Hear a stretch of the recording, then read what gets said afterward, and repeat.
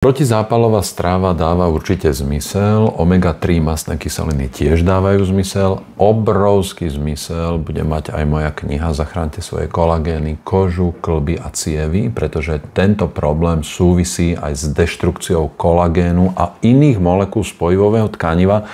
Kolagénov je 28 typov a do celkovej štruktúry toho, čo nás drží pohromade, to, čo voláme spojivové tkanivo, vrátanie bazálnych membrán, vrátanie tých mimobunkových štruktúr, kolagénových štruktúr, elastínu, hyaluronovej kyseliny a spustu ďalších vecí, toto všetko je tak komplexné a zložité, že to prosto chcelo svoju samostatnú knihu a preto na to odporúčam, pretože deštrukcia kolagénu a dôležitých molekúl spojivového tkaniva prispieva k tomu, že vzniká aj tá celulitka, vznikajú aj tieto poruchy hromadenia alebo distribúcie a ukladania tuku, pretože kolagény a celá štruktúra spojivového tkaniva hrá v metabolizme tukového tkaniva a v jeho štruktúre a v jeho formovaní a v jeho udržaní v nejakom objeme hrá mimoriadne významnú úlohu.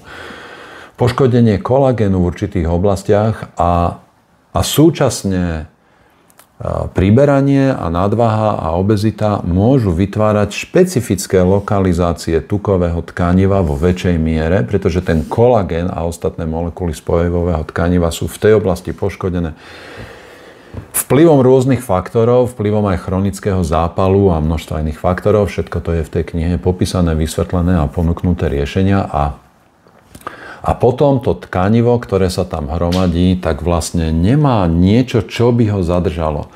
Veľmi pochybujem, že mám kompresné punčochy a lymfodrenážna masáž, že vám s tým pomôžu, pretože to je len také opatrenie zvonka. No, tak to budete chvíľu tak budete potlapkávať a udržiavať zvonka stlačené. Potrebujete to riešiť znútra. Potrebujete naozaj riešiť aj metabolizmus, potrebujete naozaj riešiť aj nadváhu a obezitu. A potrebujete riešiť ochranu, spevnenie svojich kolagénov a celého svojho spojivového tkaniva. Na začiatok vás pozývam aj do webináru Plán B. Naučte sa myslieť a žiť ako štíhli ľudia, pretože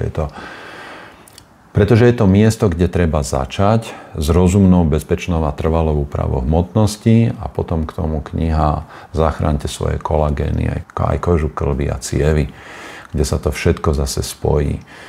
Takto to vidím.